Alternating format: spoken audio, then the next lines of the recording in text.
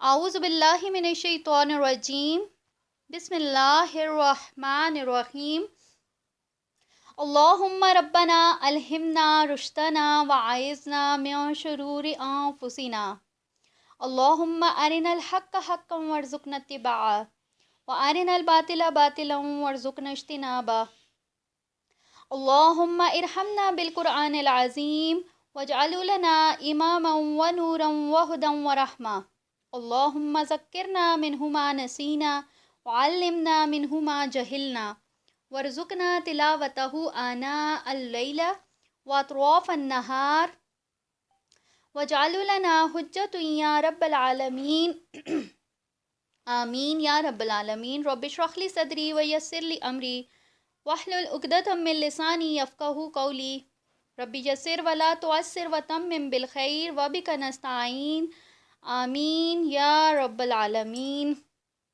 अल्हम्दुलिल्लाह हमने बहुत प्यारी कुरान पाक की एक सूरा जो है वो हमने स्टार्ट की हुई है और उसका जो है वो हाफ़ पोर्शन ऑलमोस्ट डन हो चुका था लास्ट हमारे लेक्चर में। अभी जो है उसका रिमेनिंग पार्ट जो है वो इंशाल्लाह ताला आज के लेक्चर में जो है वो आपको यहाँ पे डिलीवर किया जाएगा। इससे पहले हमने देखा कि सूरह कहफ की फ़जीलत के बारे में भी हमने देखा सारा और फिर हमने उसका जो मेन जो शुरू के रुकू थे उनका कॉन्टेक्स्ट भी देखा। फिर हमने देखा कि उसमें किस तरह से दुनिया के बारे में बात की गई, दुनिया की ज़िंदगी के बारे में बात की गई। फिर हमने अस्हाबे कहफ का जो है वो किस्सा या पूरा जो एक स्टोरी थी वो हमने देखी। ठीक है, आज जो है अल्हम्दुलिल्लाह आज का जो लेक्चर है वो भी बहुत ज़्यादा इंटरेस्टिंग है और इंशाल्लाह वो हमारे लिए जो है वो एक तरह का हम उसको ये भी कह सकते हैं कि लर्निंग पॉइंट्स उसमें हमारे लिए बहुत ज़्यादा हैं। ठीक है, कि हम ये जो एक तो सबसे बड़ा जो लेसन है वो हमारे लिए क्या है कि ये जो किस्से हैं या ये जो हमें पुरानी कौमों के या जो भी किस्से हमें कुरान पाक में मिलते हैं उनको हमने एज ए किस्सा नहीं लेना है। ठीक है, हमने उनसे सबक जो है वो हासिल करना है कि ये अगर किस्सा बयान किया गया है तो इसके पीछे क्या हिकमत थी, क्यों इसको बयान किया गया। तो इंशाल्लाह आज जो हम देखेंगे तो आज का जो हमारा रुकू है वो है 10वां रुकू है। ठीक है, और ये हम लेंगे 2 रुकू लेंगे कंजक्टिव। ठीक है, एक ये आयत नंबर 60 से लेकर 82 2 रुकू मुसलसल जो है इसमें भी हमें दोबारा से एक किस्सा है या एक ज़िक्र है वो हमें नज़र आ रहा है और वो ज़िक्र किसका है, हज़रत मूसा अलैहिस्सलाम का। ठीक है, 2 रुकू कंटिन्यूसली इसमें जो है वो उनका एक सफ़र है उसका ज़िक्र जो है वो हमें मिलेगा। अच्छा, इसको एक्सप्लेन करने से पहले या आयात की तरफ जाने से पहले मैं आपको एक सही बुखारी की एक हदीस है 74। ठीक है, इसमें जो है वो एक ये जो सफ़र है ना पूरा उसका बैकग्राउंड मिलता है। अब वो क्या बैकग्राउंड है कि एक दफ़ा हज़रत मूसा अलैहिस्सलाम जो थे वो एक मजमे के साथ खिताब कर रहे थे। ठीक है, तो उनसे किसी ने क्वेश्चन ये पूछा कि इस वक्त दुनिया में ना सबसे बड़ा आलम कौन है। तो हज़रत मूसा जो थे उन्होंने क्या जवाब दिया कि सबसे बड़ा आलम मैं हूँ। ठीक है, अब ये जो उनकी बात थी ये अल्लाह ताला को ये मैं मफ़हूम बयान कर रही हूँ। ठीक है, हदीस आपके साथ शेयर होगी, आप उसको रीड कर सकते हैं। ठीक है, तो ये जो बात थी उनकी, ये जो जवाब था उनका, ये अल्लाह ताला को पसंद नहीं आया। ठीक है, अगर देखें तो हम ये बात जानते हैं कि दुनिया के ऊपर या इस कायनात में बल्कि अल्लाह ताला जो है वो सबसे बड़ा आलम है। अल्लाह ताला के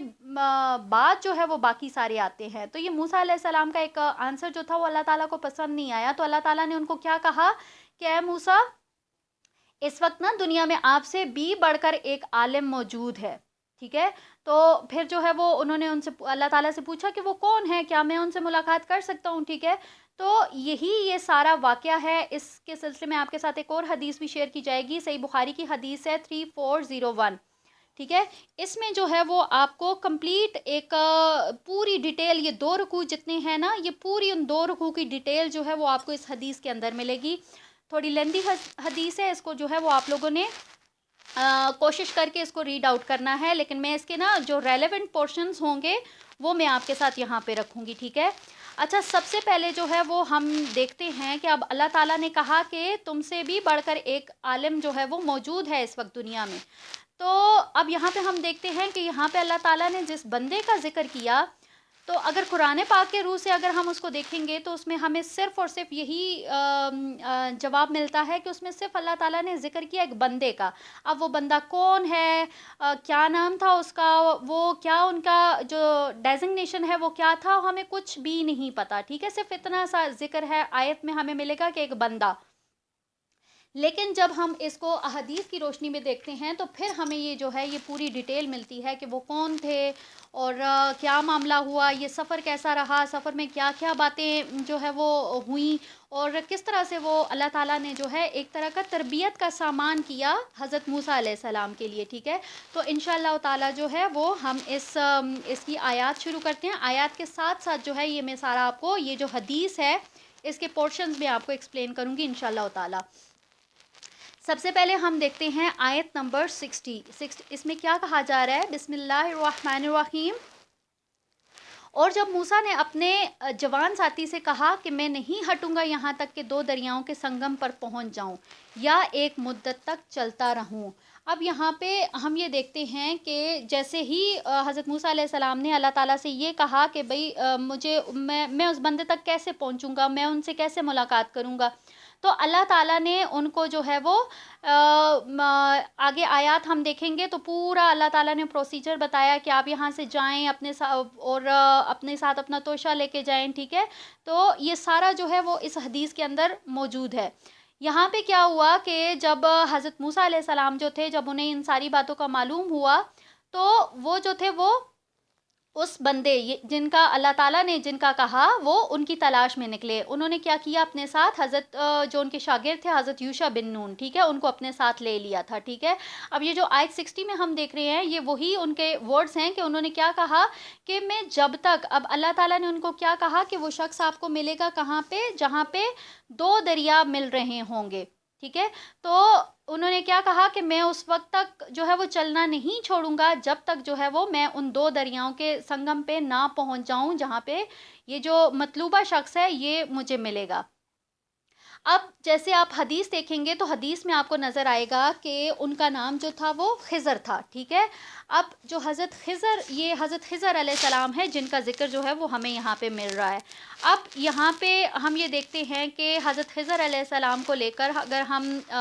सर्च करें तो हमें बहुत सारी चीज़ें जो है वो देखने को मिलती हैं और बहुत सारी ऐसी मिसकॉन्सेप्शंस भी हैं कि जो हमें नज़र आती हैं उनके हवाले से। लेकिन हमने अपना उनके बारे में अपना अकीदा सिर्फ़ इतना ही रखना है कि आया वो कोई इंसान थे, वो फ़रिश्ते थे, वो पैगंबर थे, व्हाटएवर ही वाज़, हमें ना इस चीज़ से कंसर्न नहीं है। हमें सिर्फ़ इस चीज़ से मतलब रखना है कि जो उन्होंने जिस तरह से उन्होंने हज़रत मूसा अलैहिस्सलाम की तरबियत की वो क्या था, ठीक है? हमें इस बहस में नहीं पड़ना कि वो कौन थे, क्या थे, क्योंकि बहुत जो है वो कुछ एक तबका जो है वो इनको लेके बहुत ज़्यादा एक पीक पे जो है वो चला जाता है। तो हमने इस बात को ये देखना है कि ये जितनी भी बातें हैं, ये जितनी भी रवायात हमें मिलती हैं उनके हवाले से, वो सारी की सारी वो उनमें कोई हकीकत नहीं है, ठीक है? तो हमें सिर्फ़ उन्हीं बातों पे अमल करना है जो कि हमें कुरान और हदीस से मिलती हैं और उन्हीं के ऊपर हमने जो है वो अपना जो एक ट्रस्ट है वो भी रखना है। अब यहाँ पे जब देखें आप देख रहे हैं कि यहाँ पे क्या बात हुई कि 2 दरियाओं के मिलने का जो एक मकाम है उसकी बात की गई। अब ये 2 दरिया कौन से हैं? एक तो जैसे देखें, एक कुछ मुफस्सिरीन की इस ये जो 2 दरिया वाली बात है ना, इस पे मुफस्सिरीन का जो है वो थोड़ा-सा इख्तिलाफ भी पाया जाता है, ठीक है? कुछ ये कहते हैं कि ये जो रेड सी के अंदर से जो निकलने वाली उसकी जो शाखें हैं ना, मतलब उसकी जो नहरें या दरिया कह लें, उसको जो है वो मजमाउल बहरैन का जो है वो नाम दिया गया है, ठीक है? लेकिन इसी तरह कुछ मुफस्सिरीन ये भी कहते हैं कि ये जो दरियाए नील है उससे जो 2 दरिया निकलते हैं, ठीक है? नीलुल अर्ज़क और नीलुल अबयज़, ठीक है? ये जो 2 दरिया हैं ये जब जहाँ पे आके मिलते हैं, आपके साथ वो इमेजेस भी शेयर किए जाएँगे तो आप इज़िली उसको अंडरस्टैंड कर सकते हैं कि 2 दरिया जहाँ पे आके मिलते हैं, अब ये एक दरिया का कलर जो है वो ब्लू कलर का है और एक जो है वो सफ़ेद कलर का है, ठीक है? तो ये 2 दरिया ये जहाँ पे आके मिलते हैं उसको मजमा उल बहरैन का जो है वो नाम दिया गया है। اب آیت نمبر 62 میں دیکھیں 61 میں دیکھیں اس میں کیا کہا گیا ہے کہ جب دو دریاؤں کے ملنے کے مقام پر پہنچے تو وہ اپنی مچھلی بھول گئے اور اس نے اپنا رستہ سمندر میں سرنگ کی صورت میں بنا لیا. یہاں پہ آپ دیکھیں گے تو یہ جیسے ہی حضرت موسیٰ علیہ السلام اور حضرت جو یوشع بن نون تھے یہ دونوں سفر کے لیے روانہ ہوئے تو یہاں پہ اللہ تعالیٰ نے ان کو یہ کہا تھا کہ مطلب اپنے ساتھ جو ہے وہ ایک بھنی ہوئی مچھلی بھی رکھ لیں, ٹھیک ہے, ایز اے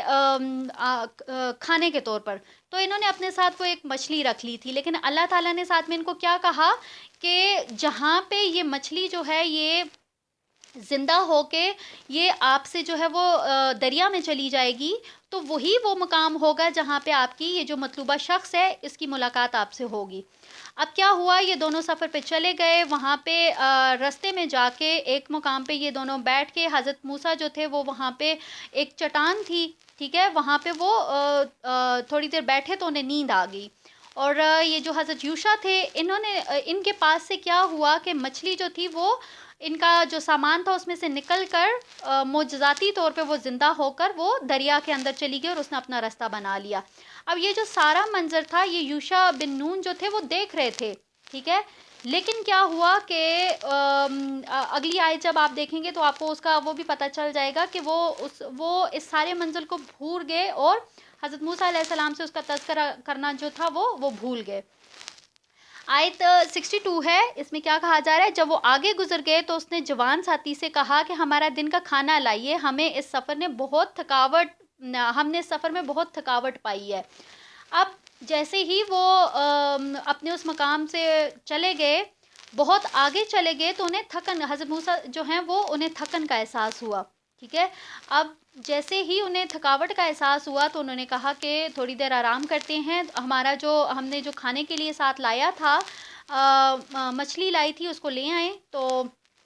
لیکن کیا ہوا کہ جیسے ہی آیت اگر 63 دیکھیں گے تو اس میں وہ نظر آ رہا ہے کہ اس نوجوان نے کہا کہ دیکھیے جب ہم ٹھہرے تھے چٹان کے پاس تو میں بھول گیا مچھلی کو نگاہ میں رکھنا, اور نہیں مجھے یہ بلائے رکھا مگر شیطان نے کہ میں آپ سے اس کا ذکر کروں, تو اس نے بنا لیا تھا اپنا راستہ دریا میں عجیب طرح سے. یعنی اب کیا ہوا کہ یوشع بن نون جو تھے انہوں نے کیا کہا کہ جب ہم ادھر چٹان کے پاس رکے تھے تو وہاں پہ میں نے دیکھا تھا کہ مچھلی جو تھی وہ زندہ ہو کے دریا میں چلی گئی تھی, لیکن یہ بات جو تھی یہ مجھے آپ کو بتانا جو تھا وہ بھول گیا, اور اس کی وجہ کیا تھی کہ شیطان نے بھلا دیا تھا. آیت 64 ہے, موسیٰ نے کہا یہی تو تھا وہ جس کی ہمیں تلاش تھی, پس وہ دونوں واپس لوٹے اپنے نقوش پا کو دیکھتے ہوئے. اب یہاں پہ کیا ہوا کہ جیسے ہی موسیٰ علیہ السلام نے یہ سنا کہ مچھلی زندہ ہو کے چلی گئی تو انہوں نے کہا کہ جہاں پہ وہ زندہ ہو کے گئی تھی وہی تو ہمارا مقام تھا, وہی تو ہماری منزل تھی. تو پھر کیا ہوا کہ وہ مطلب وہ جن قدموں پہ واپس گئے تھے انہی پہ واپس وہ لوٹ آئے. اب کیا ہوا کہ جیسے ہی وہ اس چٹان کے پاس پہنچے, آیت 65 میں ہے, تو پایا انہوں نے وہاں پہ ہمارے بندوں میں سے ایک بندے کو جسے ہم نے رحمت عطا کی تھی اپنی طرف سے, اور اسے سکھایا تھا ایک علم خاص اپنے پاس سے. اب یہاں پہ دیکھیں کہ جیسے ہی جو حضرت موسیٰ تھے وہ واپس ہوئے اسی پتھر کے پاس پہنچے تو انہوں نے کیا دیکھا کہ ایک شخص جو ہے وہ کپڑا اوڑے وہاں پہ موجود تھا. اب موسیٰ علیہ السلام نے کیا کیا, انہیں سلام کیا. تو حضرت خضر جو تھے انہوں نے آگے سے مطلب تھوڑا سا تعجب سے کہا کہ تمہاری سرزمین پہ سلام کہاں؟ تو موسیٰ علیہ السلام نے کہا کہ میں موسیٰ ہوں. تو حضرت خضر نے ان سے پوچھا کہ موسیٰ جو بنی اسرائیل کے موسیٰ ہیں؟ تو انہوں نے جواب دیا کہ ہاں. تو پھر انہوں نے کیا کہا کہ حضرت موسیٰ نے کیا کہا کہ کیا میں آپ کے ساتھ چل سکتا ہوں؟ اور اب اس کی ریزن کیا ہے کہ یہ جو اللہ تعالیٰ نے آپ کو ہدایت دی ہوئی ہے, یہ جو آپ کو علم سکھایا ہے تاکہ میں وہ سیکھ سکوں.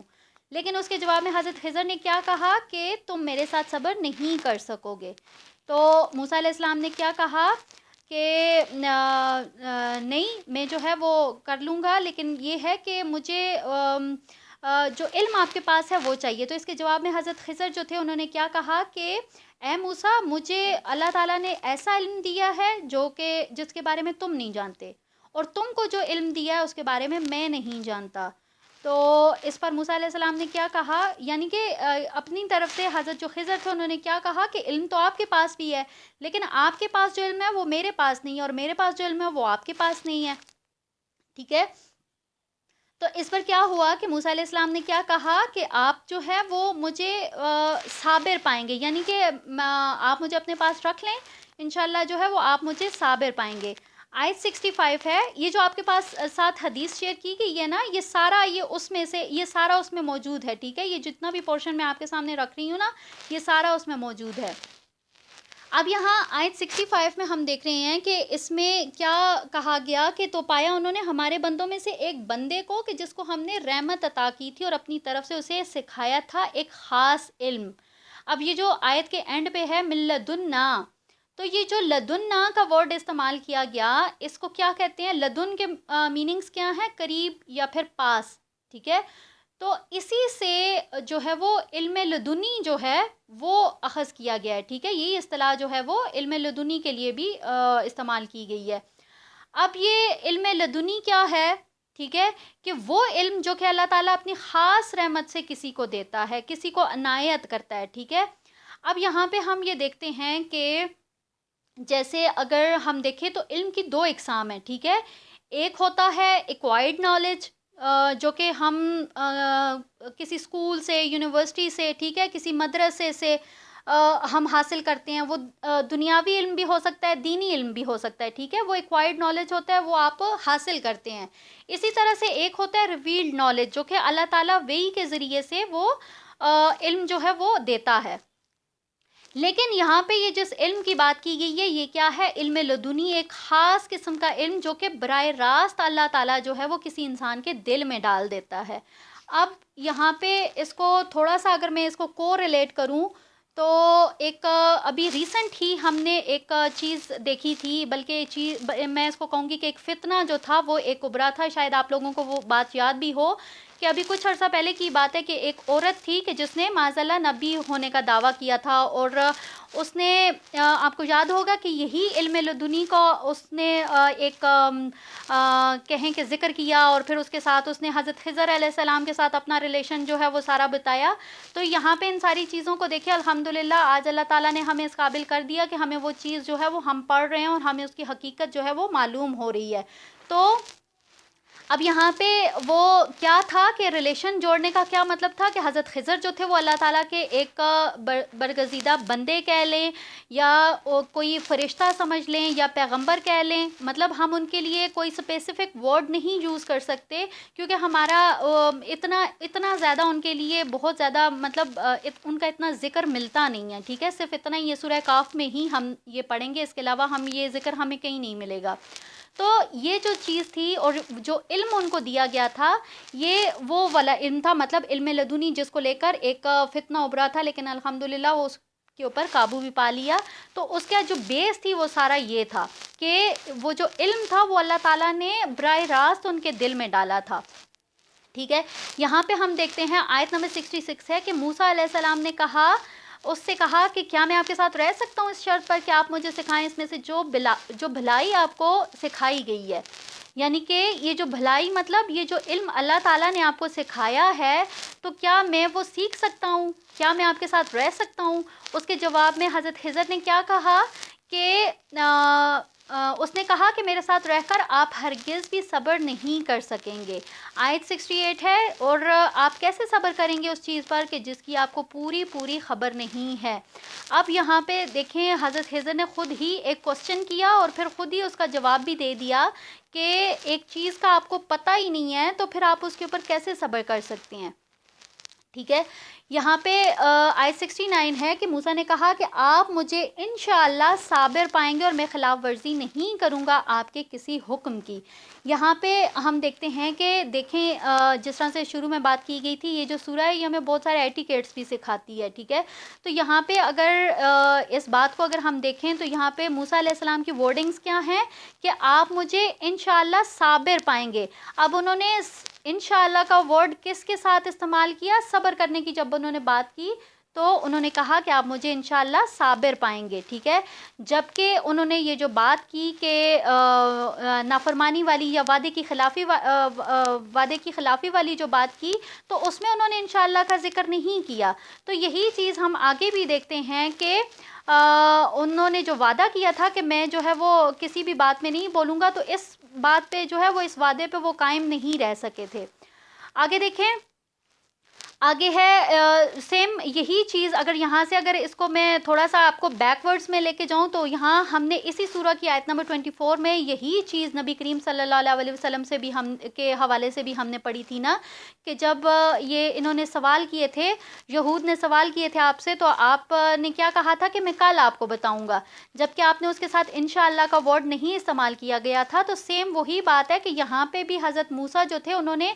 साबिर वाली जो बात थी उसके ऊपर तो इंशाअल्लाह कहा, ठीक है, लेकिन खिलाफ वर्जी वाली जो बात थी उसके ऊपर नहीं कहा। तो सेम वही चीज़ जो थी वो उनसे फिर वो उनका वो उनसे हुई भी, ठीक है, वो वाली वादा खिलाफी उनसे फिर हुई भी। आयत नंबर 70 है, उसने कहा कि अगर आप मेरे साथ चलना चाहते हैं तो किसी चीज़ के बारे में मुझसे खुद ना पूछना, यहाँ तक कि मैं खुद ही आपको उसके बारे में ना बता दूँ। अब यहाँ हज़रत खिज़र जो थे उन्होंने क्या कहा कि ठीक है, आप मेरे साथ अगर रहना चाहते हैं या जाना चाहते हैं तो बेशक जाएं, लेकिन मुझसे किसी भी बात के बारे में आप क्वेश्चन नहीं करेंगे, ठीक है, जब तक कि मैं वो बात आपको खुद ना बता दूं। तो यहाँ पे जो है वो क्या हुआ कि वो दोनों जो थे वो अपने सफ़र पे निकल गए। आयत 71 है, फिर वो दोनों चल पड़े, यहाँ तक कि जब वो दोनों सवार हुए कश्ती में तो उसने उस कश्ती में शगाफ डाल दिया। मूसा ने कहा कि क्या आपने इसे फाड़ डाला है ताकि गर्क कर दें इसके तमाम सवारों को? ये तो आपने बहुत ही गलत काम किया है। अब यहाँ पे देखें कि ज़ाहिर है हज़रत मूसा अलैहिस्सलाम नबी थे, ठीक है, वो एक नबी होने के नाते उन्होंने क्या किया, उन्होंने एक गलत काम किया देखा, तो ज़ाहिर है वो उसके ऊपर चुप नहीं रह सके, वो अपना वादा भूल गए और वो उन्होंने क्वेश्चन कर दिया कि भाई आपने क्यों जो है वो कश्ती को जो है वो एक तख्ता आपने उखाड़ दिया है, आपने तो बहुत ही गलत काम किया है। तो इसके जवाब में हज़रत खिज़र ने क्या कहा कि मैंने कहा नहीं था कि आपसे कि आप मेरे साथ सब्र नहीं कर सकेंगे। तो यहाँ पे हम देखते हैं कि उनका जो पहला जो उनके साथ उन्होंने वादा किया था वो उन्होंने तोड़ दिया, यानी कि उन्होंने कहा, हज़रत खिज़र ने कहा था कि आपने क्वेश्चन नहीं करना है, लेकिन जबकि मूसा अलैहिस्सलाम जो थे उन्होंने वो भूल गए थे कि मैंने वादा लिया हुआ है। इसी तरह से फिर क्या हुआ, उन्होंने कहा कि भाई मूसा अलैहिस्सलाम जो थे उन्होंने कहा कि प्लीज़ आप जो है वो मेरा इस भूल की वजह से मेरा मुआखज़ा ना करें और मेरे साथ दरगुजर से काम लें। चुनांचे वो फिर दोनों चल पड़े, यहाँ तक कि उनकी मुलाकात हुई एक लड़के से, तो उसने उसको कत्ल कर दिया। तो मूसा ने कहा क्या आपने कत्ल कर दिया एक मासूम जान को बग़ैर किसी जान के बदले के? ये तो आपने बड़ा ही नामाकूल काम किया है। अब यहाँ पे देखें कि क्या हुआ कि जैसे ही वो दोनों जो थे वो कश्ती से उतरे नीचे, तो आगे चल के कुछ बच्चे खेल रहे थे, ठीक है, वहाँ पे क्या किया कि जो हज़रत खिज़र थे उन्होंने एक लड़के को देखा और उसको पकड़ा और उसकी गर्दन मरोड़ दी। अब जैसे ही ये सारा माजरा जो था हज़रत मूसा ने देखा, तो वो फिर दोबारा वो चुप नहीं रह सके, उन्होंने कहा कि आपने इसको बग़ैर किसी ऐसा भी नहीं है, देखें कसास के बदले में जो है वो किसी की जान लेने का कहा गया है ना, तो उन्होंने कहा कि इन्होंने तो इस बच्चे ने अब ये किस को क्यों आपने इसको कत्ल कर दिया है, वो भी किसी जान के बदले के बगैर आपने जो है वो इसको कत्ल कर दिया, तो आपने तो बहुत ही नामाकूल हरकत की है। तो इस पर हज़रत खिज़र ने क्या कहा कि क्या मैंने आपसे नहीं कहा था कि आप मेरे साथ सब्र नहीं कर सकेंगे? तो मूसा अलैहिस्सलाम ने कहा कि अगर मैं आपसे सवाल करूं किसी चीज़ के बारे में तो इसके बाद आप मुझे अपने साथ ना रखिएगा। यानी कि यहाँ पे क्या है कि ये जो थर्ड टाइम था, अब उन्होंने क्या कहा कि अब अगर मैं आपसे अगर कोई क्वेश्चन करता हूँ तो फिर आप मुझे अब बेशक अपने साथ ना रखें, ठीक है। उसके बाद क्या है, आयत 77 है, फिर वो दोनों चल पड़े, यहाँ तक कि जब वो पहुँचे एक बस्ती के लोगों के पास, तो उन्होंने खाना मांगा बस्ती वालों से, तो उन्होंने इनकार कर दिया इन दोनों की मेहमान नवाजी से। तो उन दोनों ने वहाँ एक दीवार देखी जो कि गिरना चाहती थी, तो उसने यानी कि हज़रत खिज़र अलैहिस्सलाम ने उसे सीधा कर दिया। तो मूसा ने कहा अगर आप चाहते तो इस पर कुछ उजरत ले लेते। यहाँ पे हम देखते हैं कि जैसे ही ये लड़के की डेथ वाला मामला हुआ, तो फिर उसके बाद जो था वो थोड़ा आगे गए, एक बस्ती में पहुँचे, तो वहाँ पे क्या हुआ कि भूख लगी थी, ठीक है। तो मूसा अलैहिस्सलाम ने जो है वो एक मतलब बस्ती वालों से खाना मांगा, तो बस्ती वालों ने नहीं दिया, और ये जो चीज़ थी ये हज़रत मूसा अलैहिस्सलाम को कुछ पसंद नहीं आई, ठीक है। फिर इसी तरह से वो थोड़ा सा आगे गए, तो वहाँ उन्होंने एक दीवार देखी जो कि गिर रही थी, तो हज़रत जो खिज़र थे उन्होंने क्या किया कि उस दीवार को उसकी तामीर कर दी, उसको मुरम्मत कर दिया, उसको ठीक कर दिया। تو اب موسیٰ علیہ السلام کو یہ بات تھوڑی سی عجیب لگی کہ بھائی ہم نے ان سے کھانا مانگا، ان لوگوں نے ہمیں کھانا نہیں دیا، اور آپ نے جو ہے وہ بغیر کسی مطلب کسی نے کہا بھی نہیں، اور آپ نے اس دیوار کو مرمت کر دیا۔ اگر آپ اس کام کے پیچھے اگر کوئی اجرت لے لیتے، کوئی پیسے لے لیتے، تو ہو سکتا تھا کہ ہم اس سے کوئی کھانا وغیرہ خرید کے کھا لیتے، کیونکہ ان بستی والوں نے تو ہمیں کھانا دیا نہیں، تو ہم خود خرید کے کھا لیتے۔ اب اس کے جواب میں آیت 78 ہے، اس میں کیا کہا جا رہا ہے کہ اس نے کہا، یعنی کہ حضرت خضر نے کیا کہا کہ بس اب یہ جدائی کا وقت ہے میرے اور آپ کے درمیان۔ اب میں آپ کو بتا دیتا ہوں اصل حقیقت ان چیزوں کی جس پر آپ صبر نہیں کر سکے تھے۔ اب یہاں پہ ہم دیکھتے ہیں کہ جب تھرڈ ٹائم ایسا ہوا کہ حضرت موسیٰ علیہ السلام جو تھے وہ انہوں نے پھر کوسچن ریز کیا، تو حضرت خضر جو تھے انہوں نے کیا کہا کہ اب جو ہے وہ میں اب آپ کو اپنے ساتھ اور مزید نہیں رکھوں گا، لیکن یہ جن باتوں کی وجہ سے جو ہے وہ آپ نے کوسچن ریز کیا تھا، تو میں آپ کو ان کے جواب دے دیتا ہوں کہ یہ جتنے بھی کام ہوئے وہ کیوں ہوئے۔ ٹھیک ہے، آیت 79 ہے، اس میں دیکھیں کیا کہا جا رہا ہے کہ جہاں تک اس کشتی کا معاملہ ہے تو وہ غریب لوگوں کی ملکیت تھی جو کہ محنت کرتے تھے دریا میں، تو میں نے چاہا کہ اسے عیب دار کر دوں، اور اس سے آگے ایک بادشاہ تھا جو کہ پکڑ رہا تھا ہر کشتی کو زبردستی۔ اب کیا ہوا، جو کشتی میں انہوں نے سوراخ کیا تھا، تو اس کی انہوں نے حکمت بتائی کہ میں نے اس کو وہ سوراخ اس لیے کیا تھا کہ بہت ہی ایک ظالم بادشاہ تھا جو کہ ہر ایک سے کشتیاں جو ہے وہ لے لیتا تھا، تو یہ جو لوگ ہیں یہ غریب لوگ تھے، مزدور لوگ تھے، یہ اس کے اوپر جو ہے وہ اپنا اسی کشتی سے ان کا گزر بسر ہو رہا تھا۔ تو میں نے کیا کیا کہ میں نے اس کا یہ جو اس کو عیب دار کیا، اس کو اس لیے کیا کہ اس کا یہ نقص دیکھ کر جو بادشاہ کے جو لوگ ہیں وہ اس کو چھوڑ دیں گے۔ ٹھیک ہے، اب یہ ایک چھوٹا سا مطلب ایک سوراخ ہی ہے، اس کو وہ لوگ آگے جا کے تو اس کی مرمت وغیرہ کر لیں گے، تو یہ جو ہے یہ جو کیا گیا، یہ جو کام کیا گیا، یہ ان لوگوں کی بھلائی کے لیے کیا گیا تھا، بلکہ ان کو نقصان پہنچانے کے لیے نہیں کیا گیا تھا۔ آگے آیت 80 ہے، رہا وہ لڑکا تو اس کے والدین دونوں مومن تھے، تو ہمیں خدشہ ہوا کہ وہ سرکشی اور ناشکری سے ناشکری میں انہیں جو ہے وہ مبتلا کر دے گا۔ یہاں پہ وہ جس لڑکے کو مارا تھا تو اس کی بھی ریزن بتا دی حضرت خضر نے کہ اس کو کیوں مارا گیا تھا۔ اب یہاں پہ انہوں نے کیا کہا کہ وہ جو لڑکا تھا، جو بچہ تھا، ٹھیک ہے، جس کو انہوں نے مارا تھا، تو انہوں نے کیا کہا کہ اس کے جو ماں باپ ہیں وہ جو ہیں وہ نیک ہیں، صالح لوگ ہیں، جبکہ یہ جو بچہ ہے اس کے جو جینز ہیں وہ اچھے نہیں ہیں، یہ بڑا ہو کے اپنے ماں باپ کے لیے یہ پریشانی کا باعث بنے گا، یہ نافرمان ہوگا، تو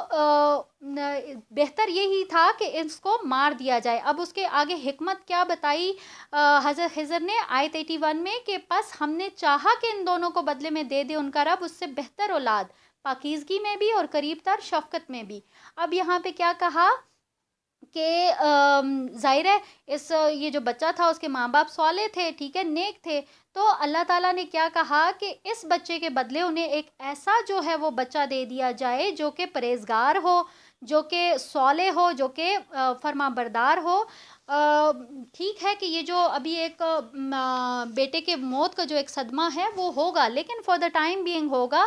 آگے چل کے وہ اس بات کو بھول جائیں گے، اور اللہ تعالیٰ جو ہے وہ انہیں ظاہر ہے ایک صالح اولاد جو ہے وہ عطا کر دے گا، تو ان کا یہ غم بھی جو ہے وہ جاتا رہے گا۔ تو جو لڑکے کو قتل کیا اس کی بھی حکمت جو تھی وہ حضرت خضر نے یہاں پہ بیان کر دی۔ اس کے بعد آیت 82 ہے،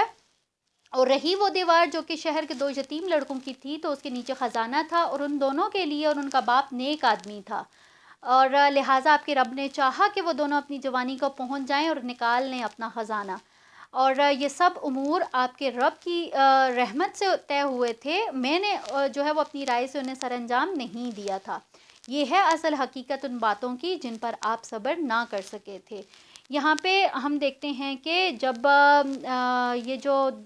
دیوار جو بستی کے اندر جو تعمیر کی تھی حضرت خضر نے، تو انہوں نے وہ بھی بتا دیا کہ وہ جو دیوار جو مرمت کی گئی تھی، تو اس دیوار کے نیچے ان کا جو یہ ظاہر ہے یہ یتیم بچے تھے جن کی یہ دیوار تھی اور وہ ٹوٹ گئی تھی، اور اس دیوار کے نیچے جو تھا وہ ان کے باپ نے خزانہ دفن کیا ہوا تھا۔ اب یہاں پہ دیکھیں کہ جو لوگ ایک مسافر کو جو ہے وہ ایک وقت کا کھانا نہیں دے سکے، تو وہ لوگ، وہ جو یتیم بچے تھے، ان کا جو خزانہ اگر انہیں مل جاتا تو کیا وہ اس کو چھوڑتے؟ تو اسی لیے کیا ہوا کہ اللہ تعالیٰ کی حکمت یہ تھی کہ اس دیوار کو تعمیر کر دیا جائے، تاکہ جب یہ بچے خود ہی بڑے ہو جائیں گے تو اس وقت تک جو ہے وہ اللہ تعالیٰ چاہیں گے تو یہ اپنا وہ خزانہ وہ نکال لیں گے۔ تو یہاں پہ جو حضرت خضر تھے انہوں نے اس کی بھی حکمت بتا دی۔ اسی کے ساتھ ہم اس آیت میں دیکھتے ہیں کہ حضرت خضر نے کیا کہا کہ یہ جتنے بھی کام کیے گئے ہیں، یہ ٹھیک ہے، یہ سارے کے سارے میں نے اپنی مرضی سے نہیں کیے ہیں، یہ سارے کے سارے اللہ تعالیٰ کے فیصلے تھے، اللہ تعالیٰ کے حکم سے ہوئے ہیں، میں نے اپنی مرضی سے کچھ بھی نہیں کیا ہے۔ اب یہاں پہ ہم یہ بات دیکھتے ہیں کہ جس طرح سے حضرت خضر علیہ السلام کے بارے میں بہت ساری باتیں جو ہیں وہ ہمیں ملتی ہیں کہ وہ مشکل کشا ہیں، وہ پریشانی کے وقت اگر ان کو پکارا جائے تو وہ آتے ہیں، وہ فرشتے ہیں، ٹھیک ہے، بہت ساری بات۔ کچھ لوگ کہتے ہیں کہ وہ ولی اللہ ہیں، کچھ کہتے ہیں کہ وہ پیغمبر ہیں۔ تو یہاں پہ ہمیں کیا اس بات سے سبق ملتا ہے کہ ہمیں ان ساری چیزوں سے کوئی سروکار نہیں ہے، ٹھیک ہے، ہمیں اس بات سے کوئی فرق نہیں پڑنا چاہیے کہ وہ فرشتے تھے، وہ ولی تھے، وہ پیغمبر تھے۔ ہمیں یہاں پہ ہمیں اس واقعے سے کیا سبق ملتا ہے کہ جو کچھ بھی ہوتا ہے کسی بھی انسان کے ساتھ، چاہے وہ اچھا ہوتا ہے چاہے وہ برا ہوتا ہے، اس میں اللہ تعالیٰ کی مرضی ہوتی ہے، اس میں کسی انسان کا کوئی سروکار نہیں ہوتا ہے، ٹھیک ہے۔ انسان صرف اور صرف اللہ تعالیٰ کے حکم کا پابند ہے، ٹھیک ہے۔ جو کچھ بھی ہوتا ہے وہ اللہ تعالیٰ کی مرضی سے، اللہ تعالیٰ کے اذن سے، اللہ تعالیٰ کے حکم سے ہوتا ہے، کسی بھی انسان کا اس میں کوئی عمل دخل نہیں ہوتا۔ تو یہ ایک بہت بڑی بات ہے، ایک بہت بڑا لیسن ہے، ایک بہت بڑا سبق ہے جس کو ہم نے جو ہے وہ سمجھنا ہے۔ اور اسی کے ساتھ یہ جو رکوع ہے اس کا اختتام ہوتا ہے، اور یہ جو سارا واقعہ ہے اس کا بھی اختتام ہوتا ہے۔ اب اس میں کیا آخر میں کیا کہا گیا کہ یہ تھی وہ ساری باتیں جن کے اوپر آپ صبر نہیں کر سکے تھے۔ یہاں پہ یہ والا سارا جو ہے وہ کنکلوڈ ہو جاتا ہے۔ اس کے بعد اگلا جو ہمارے پاس رکوع جو ہے وہ شروع ہو رہا ہے، وہ ہے یہاں سے ہمارا جو پارہ 16 ہے وہ بھی سٹارٹ ہو چکا ہے الحمدللہ، اور اس کا دوسرا رکوع ہے، اور جو سورہ ہے اس کا 11واں رکوع ہے، ٹھیک ہے۔ اور یہ آیت 83 سے آیت نمبر 101 تک ہے۔ اب یہاں پہ ہم اس رکوع میں دیکھیں گے تو یہاں پہ بھی ہمیں جو ہے وہ ایک اور انٹرسٹنگ چیز جو ہے وہ ہمیں یہاں پہ نظر آئے گی انشاءاللہ تعالی۔ اب جیسے پچھلے لیکچر میں ایک آپ کے ساتھ ایک حدیث شیئر کی گئی تھی کہ جس میں، بلکہ اسی لیکچر میں بھی بتایا گیا تھا کہ یہود کی طرف سے نبی کریم صلی اللہ علیہ وسلم کو جو ہے وہ ایز اے نبی یا ان کی نبوت کو ایکسیپٹ کرنے کے لیے 3 کوسچنز کیے گئے تھے، ٹھیک ہے۔ جیسے ہی نبی کریم صلی اللہ علیہ وسلم نے جو ہے وہ ان کی نبوت کے بارے میں یہود کو یہ معلوم ہوا تو یہود نے ان کو ایکسیپٹ یا پھر ریجیکٹ کرنے کے لیے اپنے کچھ لوگ بھیجے تھے، ان کو کچھ کوسچنز دے کر کہ آپ جو ہیں اگر وہ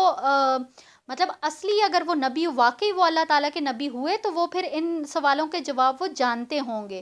تو یہ جو آگے ہمارے پاس آیت نمبر 83 میں آ رہا ہے، یہ وہی ان سوالوں میں سے ایک سوال ہے کہ جس کا جواب جو ہے وہ یہاں ہمیں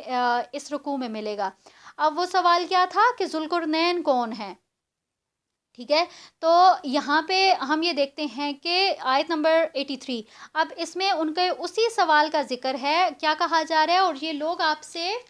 ذوالقرنین کے بارے میں پوچھتے ہیں آپ کہیے کہ میں آپ لوگوں کو اس کا حال بتاتا ہوں، یعنی کہ اللہ تعالیٰ کی طرف سے جو ہے وہ ایک جواب دیا گیا کہ یہ لوگ آپ سے کوسچن کر رہے ہیں تو اس کا جواب میں آپ کو بتاتا ہوں، ٹھیک ہے۔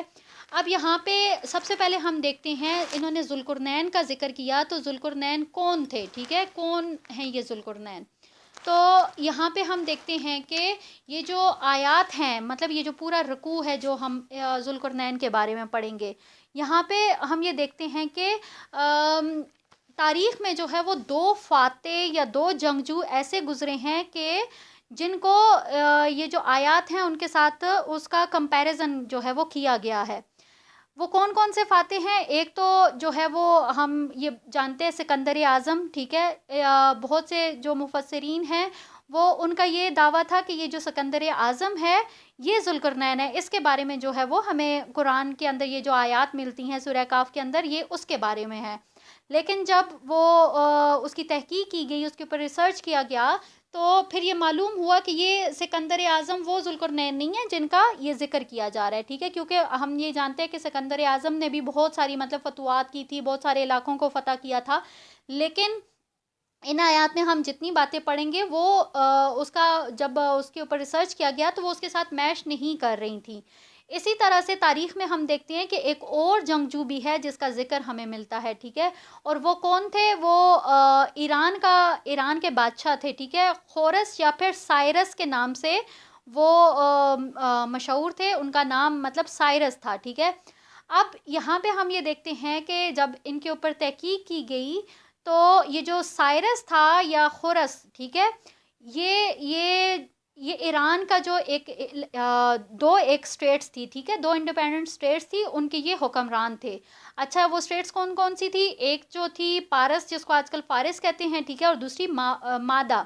اب یہ دو سٹیٹس تھیں جس کے یہ حکمران تھے، ٹھیک ہے۔ اب کیا ہوا کہ انہوں نے کیا کیا کہ یہ جو دونوں سٹیٹس تھی ان کو انہوں نے مرج کر دیا اور ایک پوری ایک سلطنت جو تھی وہ انہوں نے ایک قائم کی۔ اب ظاہر ہے یہ دو سٹیٹس کے وہ تھے نا بادشاہ، یا کہہ لیں کہ حکمران یا جو کچھ بھی، ٹھیک ہے، تو یہ دو سٹیٹس کے بادشاہ تھے، تو انہوں نے کیا کیا کہ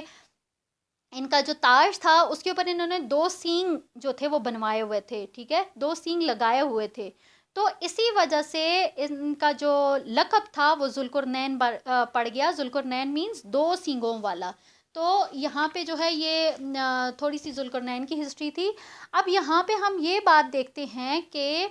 ذوالقرنین آیا، یہ ذوالقرنین کیوں، یہ کیا پرسنالٹی تھی، کیوں اتنا تجسس پیدا ہوا، کیوں اتنی مطلب انٹرسٹ پیدا ہوا یہودیوں میں کہ انہوں نے جو ہے وہ اسپیسیفکلی نبی کریم صلی اللہ علیہ وسلم سے ذوالقرنین کے بارے میں پوچھا؟ تو کیوں پوچھا؟ اس کے پیچھے کیا وجہ تھی، کیا ریزن تھا جس کی وجہ سے انہوں نے یہ کوسچن کیا نبی کریم صلی اللہ علیہ وسلم سے؟ تو یہاں پہ ہم دیکھتے ہیں کہ یہ جو بنی اسرائیل کی ہسٹری ہے، ٹھیک ہے، اس میں ظاہر ہم نے الحمدللہ بہت دفعہ پڑھا کہ جو عراق کا بادشاہ تھا یہ تقریباً 87 جو قبل مسیح ہے، ٹھیک ہے، اس میں جو عراق کا بادشاہ تھا نیبوکیٹ نظر، ٹھیک ہے، یا بخت نظر جس کو کہتے ہیں، اس نے جب فلسطین کے اوپر حملہ کیا تھا تو اس نے بہت زیادہ تباہی مچائی تھی، بہت سارے اس نے یہودیوں کو قتل کر دیا، یروشلم کو اس نے تباہ کر دیا، اور ان کا ہیکل سلیمانی بھی جو ہے وہ اس کو بھی توڑ دیا سب کچھ، اور اتنے زیادہ تعداد میں اس نے ان یہودیوں کو مارا تھا، اور پھر اس کے بعد جو بچ گئے تھے نا ان کو وہ کیا کیا، وہ اپنے ساتھ لے کے چلا گیا تھا، ٹھیک ہے، اور وہ اپنے ساتھ بابل میں لے کے چلا گیا تھا۔ وہاں پہ کیا ہوا کہ یہ جو یہودی تھے یہ تقریباً 150 سالوں تک وہاں پہ ان لوگوں نے غلامی کی حالت میں وہاں پہ انہوں نے اپنا جو ٹائم تھا وہ پاس کیا تھا۔ لیکن یہ جو ایران کا بادشاہ تھا یہ سائرس، ٹھیک ہے، اب جیسے ہی اس نے ایران کو اکٹھا کیا تھا، ٹھیک ہے، اور اس کو اکٹھا کرنے کے بعد اس نے کیا کیا کہ اپنی جو ایکسپیڈیشنز تھیں وہ اس نے وہ سٹارٹ کی، اپنی مطلب فتوحات کا سلسلہ اس نے شروع کیا، اور سب سے پہلے جو تھا اس نے کیا کیا، عراق کو فتح کیا تھا۔ تو چونکہ یہ خود یہودی تھا سائرس، ٹھیک ہے، تو جیسے ہی اس نے عراق کو فتح کیا تو یہاں پہ یہ جتنے بھی یہ کیپٹیوز تھے، یہ کون لوگ، یہ یہودی لوگ، ٹھیک ہے، یہ جن کو وہ لے گیا تھا نیبوکیٹ نظر اپنے ساتھ لے گیا تھا بابل میں، تو اس نے کیا کیا کہ ان سب کو آزاد کر دیا، ٹھیک ہے، اور ان کو اجازت دے دی کہ وہ لوگ واپس اپنے ملک چلے جائیں، اور جتنا بھی ان کا یہ جو علاقہ تباہ ہو گیا، جو ان کی جو ان کا یروشلم جو ہے وہ اور ہیکل سلمانی جو سارا وہ توڑ پھوڑ دیا، تو اس کو بھی یہ جو ہے وہ اپنا دوبارہ سے تعمیر کر لے۔ تو یہی وجہ تھی کہ یہ لوگ جب حضرت عزیر علیہ السلام کا بھی ہم نے پڑھا تھا کہ وہ پھر ان کو لے کے آئے تھے واپس ادھر، یہاں پہ پھر انہوں نے دوبارہ سے جو تھا وہ اس کو آباد کیا تھا، پھر اپنا ہیکل سلیمانی انہوں نے تعمیر کیا تھا، ٹھیک ہے، تو یہی ایک ریزن تھی کہ جس کی وجہ سے یہ لوگ، یہ جو یہودی تھے، یہ ذوالقرنین کو اپنا موسن سمجھتے تھے، اسی وجہ سے انہوں نے نبی کریم صلی اللہ علیہ وسلم سے یہ کوسچن کیا تھا۔ اب یہاں پہ ہم دیکھتے ہیں کہ اگلی جو آیات ہیں اس میں انشاءاللہ تعالیٰ آپ دیکھیں گے کہ کس طرح سے یہ جو ذوالقرنین تھا اس نے اپنی جو ایکسپیڈیشنز تھی وہ کہاں سے کہاں تک جو ہے وہ ساری پھیلائی تھیں۔ تو یہ جو شروع میں نے آپ سے بات کی تھی نا کہ جب ریسرچرز نے اس کے اوپر تحقیق کی کہ یہ جو سکندر اعظم ہے اور یہ جو سائرس ہے، جب دونوں کے اوپر دونوں کا موازنہ کیا تھا، تو یہ جو سائرس تھا نا، یہ جو اگلی آیات میں ہم پڑھیں گے ڈیٹیل، تو وہ ساری کی ساری جو تھی وہ یہ سائرس کے اوپر بالکل فٹ بیٹھتی تھی، ٹھیک ہے. مطلب جس طرح سے اس میں بتایا گیا کہ اس نے مشرق سے مغرب تک سارا جو ہے وہ علاقہ فتح کر لیا، ٹھیک ہے.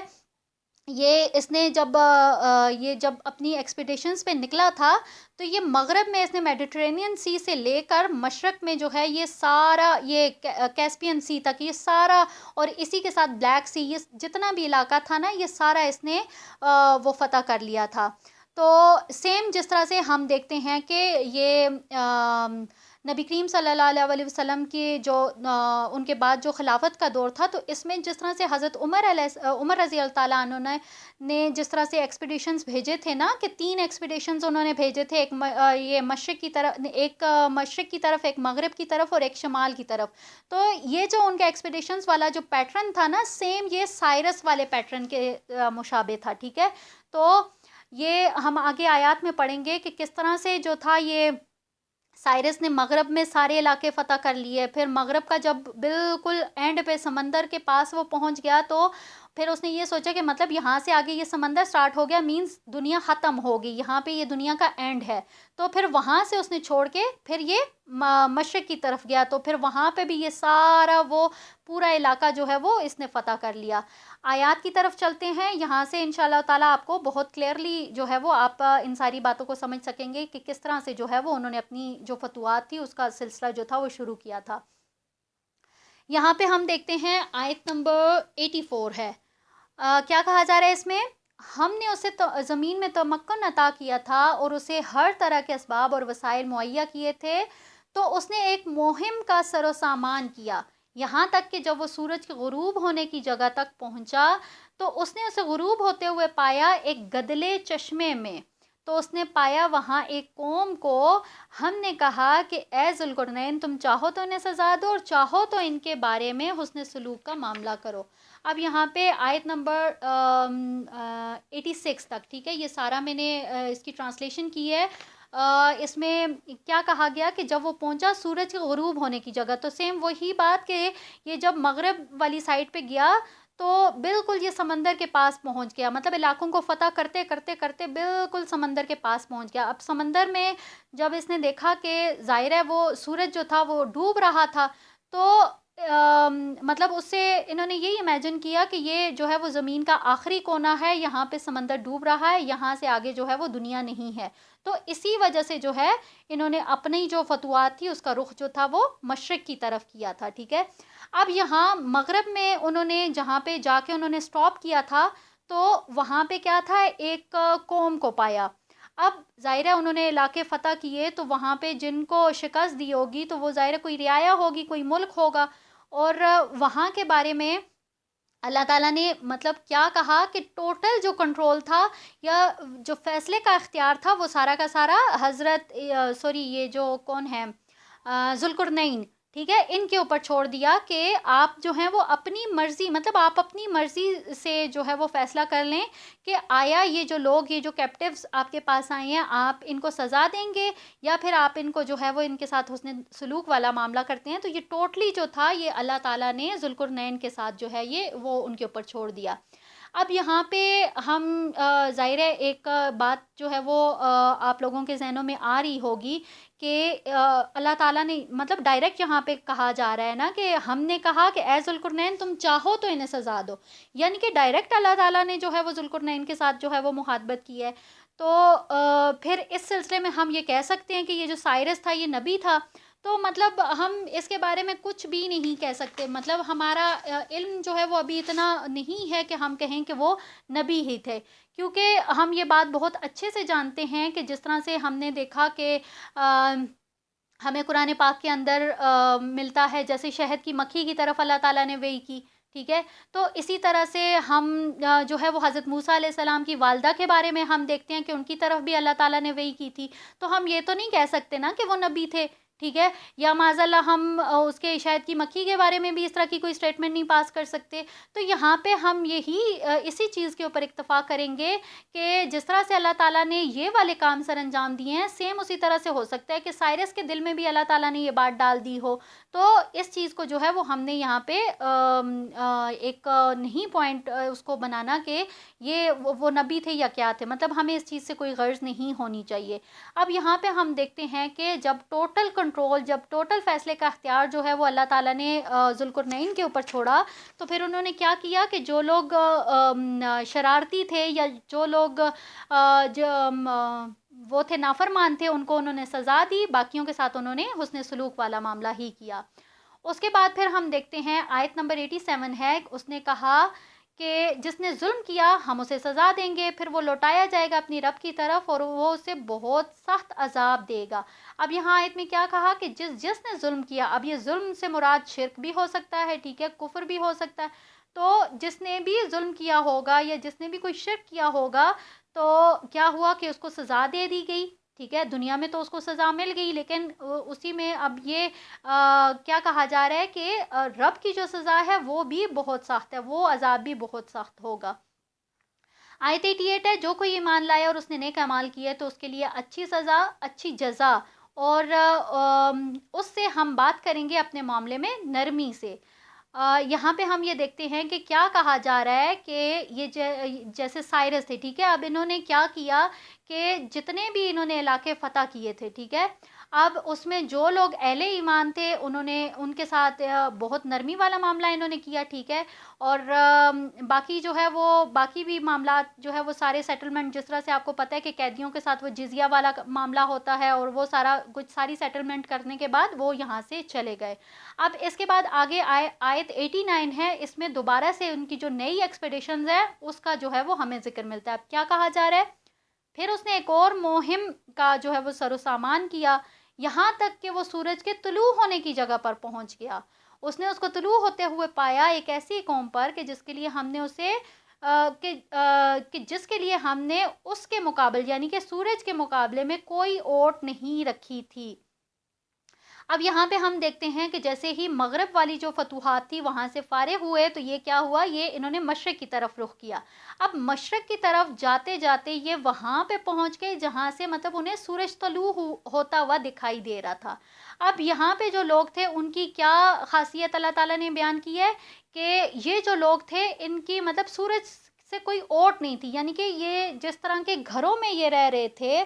वो घर, ये समझ लें कि उन घरों के ऊपर छतें नहीं थी, ठीक है, ये कुछ इस तरह का जो है वो मामला नज़र आता है, वल्लाहु आलम, ठीक है। अब यहाँ पे देखें आयत 91 में कि फिर ऐसा ही हुआ और हम पूरी तरह से बाखबर थे उनके अहवाल से। फिर उसने एक और मुहिम का सरो सामान किया, यहाँ तक कि वो दो दीवारों के दरमियान पहुँचा, तो उसने पाया उन दोनों से करीब एक कौम के अफराद को जो कि कोई भी बात समझ नहीं सकते थे। अब यहाँ पे हम देखते हैं कि जैसे ही उन्होंने ये मशरिक़ की तरफ रुख किया, वहाँ पे सारे इलाकों को जो है वो फ़तह किया, वहाँ पे सारे सेटलमेंट्स किए, जो ज़ाहिर है जिन इलाकों को फ़तह करते थे उनके सारे जितने भी मामलात हैं उनके बारे में अल्लाह ताला ने क्या किया कि क्या कहा कि उसके जितने भी अहवाल हैं उनसे हम पूरी तरह से बाखबर हैं, ठीक है, यानी कि ज़ुल्क़रनैन के साथ क्या मामलात पेश आए, कैसे कैसे उसने इन सारे इलाकों को फ़तह किया, जो कुछ भी था वो सारा का सारा अब अल्लाह ताला ज़ाहिर है ये बात तो हम जानते हैं कि अल्लाह ताला अलीमुन ख़बीर है, तो ये जितनी भी बातें थी वो सारी अल्लाह ताला क्या कह रहे हैं कि हम उनसे पूरी तरह से बाखबर थे। फिर इसी तरह से जब वो मशरक़ से भी फारिग हो गए तो फिर उनका एक तीसरा जो एक्सपेडिशन है उसका जहाँ पे जो है वो ज़िक्र किया जा रहा है। अब यहाँ पे क्या कहा गया कि जब वो दो दीवारों के दरमियान पहुँचा, ठीक है, तो यहाँ पे हम ये देखते हैं कि ये जो दो दीवारों का जिक्र किया गया है ये वही मशरक़, ठीक है, मशरक़ में जैसे पहले मैंने बताया था कि कैस्पियन सी था और इसी तरह से यहाँ पे दूसरी साइड पे जो ब्लैक सी था, ठीक है, तो इन दोनों के दरमियान में हम देखते हैं कि एक पहाड़ों का सिलसिला है, ठीक है, एक जिनको वो कहते हैं ना कोहे कफकाज, ठीक है, या फिर कोहकाफ भी कहते हैं, ठीक है, तो ये वाले जो पहाड़ी एक सिलसिला था वो सारा जो है वो नज़र आता है। अब जैसे ही ये इन पहाड़ी जो ये जो सिलसिला था यहाँ तक पहुँचे तो वहाँ पे क्या हुआ कि उन्होंने एक कौम को पाया। अब वो कौम कौन थी, उसके बारे में क्या बताया गया कि ये जो लोग थे ये मतलब एक जैसे कहते हैं कि एक बिल्कुल अनडिसिप्लिन्ड लोग थे, ठीक है। कोई अनडेवलप्ड लोग थे, कोई इनके मतलब कोई बहुत ज़्यादा ये डेवलप नहीं थे। लेकिन और इनकी जो ज़ुबान थी वो भी कुछ मतलब कुछ अजीब थी। और जो ये जो साइरस थे इनसे इन्हें वो ज़बान समझ नहीं आई। लेकिन फिर भी कुछ ना कुछ करके चाहे इशारों से या जिस भी तरह से उन्होंने क्या किया कि ज़ुल्क़ुरनैन को अपना जो पूरा मुद्दा था वो उन्होंने बता दिया। अब वो मुद्दा क्या था? आयत 94 में देखेंगे, उन्होंने कहा कि ए ज़ुल्क़ुरनैन, याजूज और माजूज ज़मीन में बहुत फ़साद मचाते हैं, और तो क्या हम आपको कुछ खराज अदा करें कि इसके एवज़ आप हमारे उनके दरमियान में एक दीवार बना दें। अब यहाँ पे आप देखें कि उन्होंने क्या कहा, ये ज़ाहिर है वो उसके वो जो पहाड़ी सिलसिला था उसमें वो आबाद थे ना, तो उन्होंने क्या कहा कि ये जो पहाड़ी सिलसिला है इसमें ये जो एक रास्ता है, इस रास्ते से ये जो याजूज और माजूज हैं वो लोग आते हैं, ठीक है। और वो लोग यहाँ पे फसाद जो है वो मचाते हैं, आते हैं, लूट मार करते हैं, कत्ल करते हैं, फसलों को तबाह बर्बाद करते हैं और चले जाते हैं। तो अगर जैसे अगर हम आपको इसके बदले में कोई जिज़िया दें या खराज दें, ठीक है, तो आप क्या हमें उनसे बचा सकते हैं या आप कोई उनका सामान कर सकते हैं? या ख़ुद ही उन्होंने बता दिया कि आप इस ये जो पहाड़ी रास्ता है इसमें आप कोई दीवार बना दें कि ताकि वो हम तक ना पहुंच सकें, वो इस साइड पे ना आ सके, मतलब हमारे और उनके दरमियान में कोई एक दीवार बना दें, ठीक है। तो अब यहाँ पे हम ये देखते हैं कि इस आयत में क्या ज़िक्र हुआ याजूज और माजूज का, ठीक है। तो सबसे पहले ये देख लेते हैं कि याजूज और माजूज कौन हैं, कौन लोग हैं ये। तो जब हम देखते हैं, अगर हम ये जो नस्ल इंसानी है अगर इसकी हम हिस्ट्री के ऊपर अगर देखें तो उसमें जैसे हम ये देखते हैं कि नूह अलैहिस्सलाम का जो ज़ाहिरा तूफ़ान आया था तो उनके बाद जो नस्ल शुरू हुई थी वो उनके 3 बेटों से शुरू हुई थी, ठीक है, हाम, साम और याफिस। तो ये जो थे ये कौम आद और कौम समूद, ठीक है, इनके बारे में तो ये हम जानते हैं कि ये उनके जो बेटे साम थे उनकी उनकी नस्ल में से थे। और एक जो उनके बेटे थे याफिस, ठीक है, ये जो थे ये जो शमाल की तरफ ये वहाँ पे उस वक्त वो गए थे, ठीक है। और वहीं पे जो थी इनकी जो नस्ल थी ना वो वहीं पे बड़ी थी। और फिर ये जो इनकी नस्ल थी ये तकरीबन आप ये समझ लें कि जो मशरक़ में चीन है, ठीक है, आजकल का जो चीन है, और मगरब में रूस, ठीक है, इन दोनों के दरमियान जो है वो इनकी जितनी भी इनकी नस्ल है वो सारी फैली हुई है। जैसे आज हम देखते हैं ना कि ये जिस तरह से मगरबी यूरोप है, ठीक है, और इसी तरह से मशरक़ी यूरोप, तो इन दोनों के बीच में, और इसी तरह से इनके अंदर जो ये गोबी डेजर्ट आता है, ठीक है, तो यहाँ इन सारी जगहों में जो है ये जो याफिस थे इनकी नस्ल जो थी ये आबाद हुई थी और वहीं पे ये परवान चढ़े थे। तो यहाँ पे हम ये देखते हैं कि ये जो याजूज माजूज है ये उनकी नस्ल में से है, ठीक है। यहाँ पे क्या बताया गया है कि ये जो लोग थे ये डेवलप नहीं थे, ठीक है, कोई डिसिप्लिन नहीं था इनके अंदर, और बिल्कुल एक वैशी किस्म के ये जो लोग थे ये इस तरह से थे। और ये क्या करते होते थे, ये आते थे, लूट मार करते थे, कत्लो गारत करते थे, और इनके रास्ते में अगर फसलें आती थी तो ये उनको भी तबाह बर्बाद कर देते थे, ना किसी इंसान को छोड़ते थे, ना किसी जानवर को, ना किसी फसल को, मतलब ये इतनी तबाही और ये सारा कुछ करने के बाद ये लोग वापस चले जाते थे। तो यहाँ पे इन्हीं के बारे में ये जो लोग थे इन्होंने हज़रत ये जो ज़ुल्क़ुरनैन थे इनसे जो कहा था कि हमें जो है वो इनसे जो है वो हमारे दरमियान एक दीवार बना दें। तो यहाँ पे हम देखते हैं कि अगर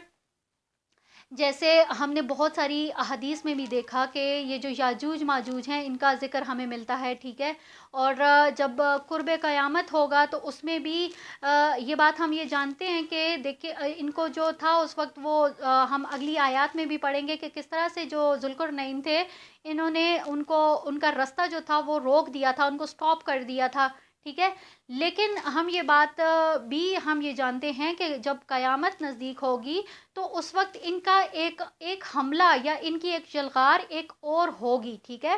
اگر احادیث کی روشنی میں دیکھیں تو سنن ابو داؤد کی حدیث ہے 4311، تو جس میں کلیئرلی نبی کریم صلی اللہ علیہ وسلم کی طرف سے جو قیامت سے کی جو 10 نشانیاں ہیں نا، تو ان میں جو ہے وہ ان کا یاجوج ماجوج کا دوبارہ سے جو ہے وہ ان کا نکلنا بھی جو ہے وہ ہمیں ملتا ہے۔ تو یہ بات ہمارے ذہن میں ہونی چاہیے کہ قیامت کے نزدیک یہ جو قوم ہے یہ دوبارہ سے جو ہے وہ اپنا ایک حملہ کرے گی، ایک جلغار کرے گی، ٹھیک ہے۔ اور اسی طرح سے ہم یہ بات بھی جانتے ہیں کہ قرب قیامت میں مطلب ایک جیسا سے آج کل تھرڈ ورلڈ وار کی جو ہے وہ ایک پیشن گوئیاں کی جا رہی ہیں اور اس طرح کا ہوگا، تو یہ ساری چیزیں اگر ہم احادیث کی روشنی میں بھی دیکھیں تو وہاں سے بھی ہمیں جو ہے وہ ان ساری باتوں کا ذکر ملتا ہے، ٹھیک ہے، کہ جب قیامت نزدیک ہوگی تو ایک بہت ہی ہولناک قسم کی جنگ جو ہے وہ اس سے پہلے ہوگی۔ اب یہ جو جنگ ہے اس کو اگر دیکھا جائے تو بائبل میں اس جنگ کا جو اس کو ارمجدون کے نام سے اس کو جو ہے وہ یاد کیا جاتا ہے کہ آخری جو وقت ہوگا اس میں یہ ایک جنگ ہوگی اور بہت ہی ہولناک قسم کی جنگ ہوگی، ٹھیک ہے۔ اب اس جنگ میں اگر آپ دیکھیں تو ایک طرف سارے عیسائی ہوں گے اور تمام یورپین نیشنز جتنی بھی ہیں نا وہ ساری کی ساری ایک سائڈ پہ ہوں گی اور دوسری سائڈ پہ مسلمان ہوں گے، ٹھیک ہے۔ اور اسی طرح سے ہم یہ بھی دیکھتے ہیں کہ یہ جو جنگ ہوگی یہ اس کے جو لیڈر ہوں گے وہ امام مہدی ہوں گے، ٹھیک ہے۔ اور کیونکہ ہم یہ بھی دیکھتے ہیں کہ آج کل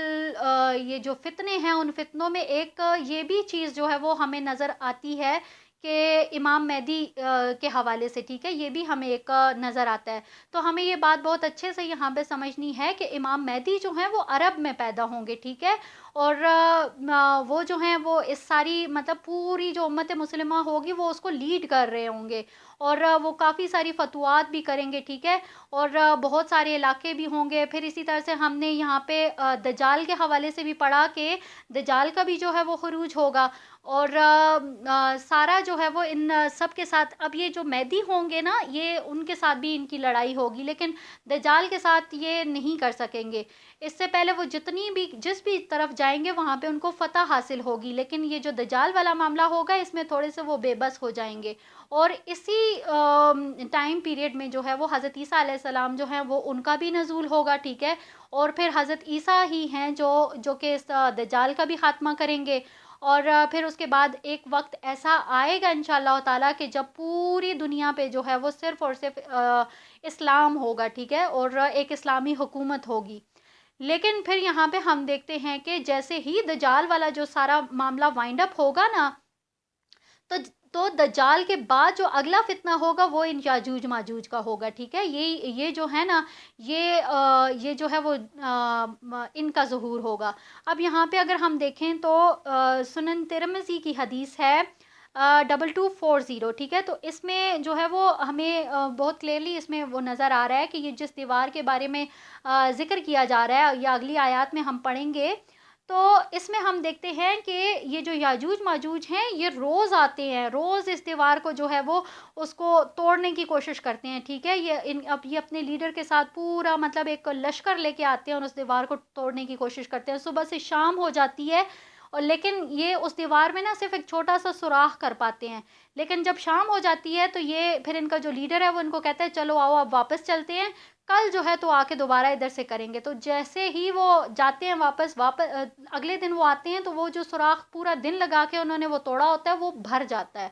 تو یہاں پہ یہ اس حدیث سے ہمیں یہ بھی ملتا ہے کہ جب اللہ تعالیٰ کا حکم ہوگا یا جب قیامت نزدیک ہوگی تو اس دن یہ جو ہے یہ جو لیڈر جب جا رہا ہوگا تو یہ کہے گا کہ آؤ آج ہم چلتے ہیں، شام ہو گئی ہے، کل ہم یہاں سے ہی دوبارہ کھودنا شروع کریں گے انشاءاللہ تعالیٰ۔ یعنی کہ جیسے ہی وہ اپنے اس کام میں جو وہ انشاءاللہ تعالیٰ کہیں گے تو جب وہ اگلے دن آئیں گے تو وہ اس کو آ کے وہ دیکھیں گے تو وہ جہاں پہ وہ چھوڑ کے گئے ہوئے ہوں گے تو وہ وہیں پہ ہی ہوگا، ٹھیک ہے، اور یہاں سے پھر جو ہے وہ جب وہ اس کو کمپلیٹلی مطلب شام ہونے سے پہلے وہ اس کو توڑ لیں گے اور وہ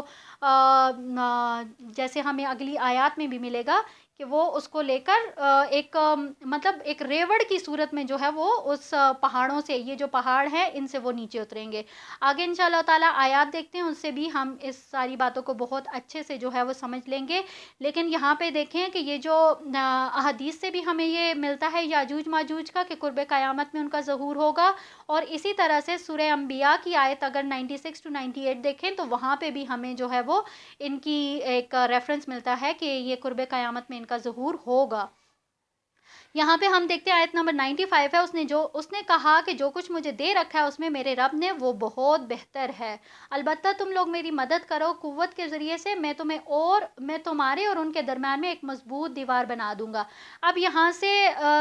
وہی والی بات جو ہے وہ جو ذوالقرنین نے کہا تھا، ان لوگوں سے ملاقات ہوئی تھی تو انہوں نے کیا کہا تھا کہ ہم آپ کو نا کچھ خراج دے دیتے ہیں کہ آپ ہمیں جو ہے وہ یاجوج ماجوج سے جو ہے وہ ہمیں نجات دے دیں۔ تو اب یہاں یہ اس آیت میں ہمیں اسی بات کا جواب جو ہے وہ ذوالقرنین کی طرف سے نظر آ رہا ہے۔ انہوں نے کیا کہا کہ مجھے مطلب اللہ تعالیٰ نے مجھے بہت مال دے رکھا ہے، مجھے مال کی ضرورت نہیں ہے، لیکن یہ ہے کہ میں تم لوگوں کی مدد کر سکتا ہوں، لیکن اس کے لیے مال سارا میں لگاؤں گا، تو جتنی بھی مین پاور چاہیے یا جتنی بھی یہ محنت یا مشقت والا جو کام ہے وہ لوگ اس میں تم لوگ میرا ہاتھ بٹاؤ۔